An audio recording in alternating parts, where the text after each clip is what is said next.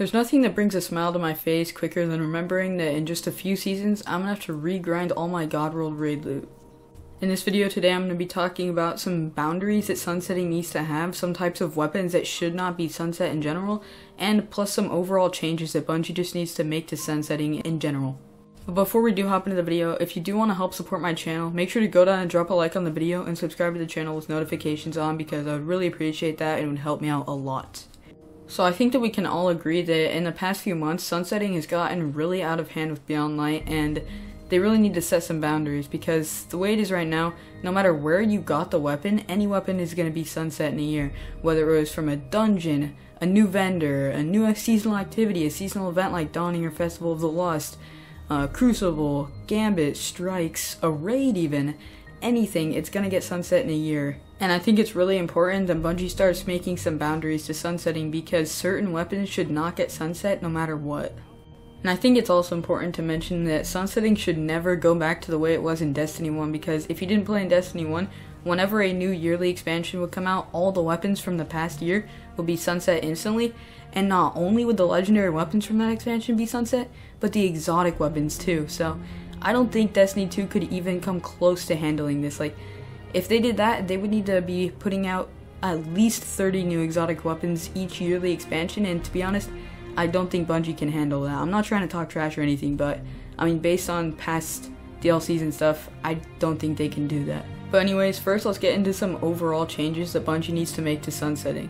So first, I think that they really need to make it so that weapons sunset after a year and 2 seasons. So that's 6 seasons, because currently you really don't have much time to use weapons. Like, a year is not that, I mean, it's a long time, but like the weapons we're getting in Beyond Light this season, we're not even going to be able to use them in the Witch Queen, and I think it should be at least 6 seasons of use instead of 4. Plus, not to mention, giving weapons 6 seasons before they sunset instead of 4 would make it a lot more manageable for Bungie, and this would give them a lot more time to make new weapons before the old weapons get sunset. Because you can tell Bungie's having to work really hard to keep up with sunsetting right now, and that's why we're seeing so many weapons being reprised instead of brand new weapons, like the Dreaming City and the Moon weapons, along with the 3 weapons from Destiny 1, which honestly I don't think is all that bad, but if they gave sunsetting more time, they wouldn't have to worry about this as much. But it is honestly getting a little weird. Like, Bungie, what's the point of sunsetting weapons if you're just gonna bring them back 7 seasons later with new weapon rolls? Like, it just doesn't make much sense to me. Now let's get into some boundaries that sunsetting needs to have. Now the main thing here is raid weapons. In my opinion, raid weapons should never be sunset. I don't think there's any reason a raid weapon should ever be sunset.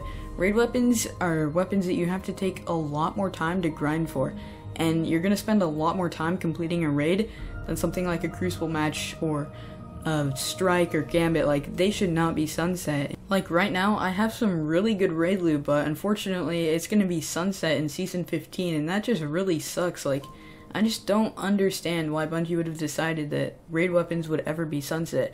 Like, I think if there's one thing, one source of weapons and items, even armor, that should not be sunset, it's from raids.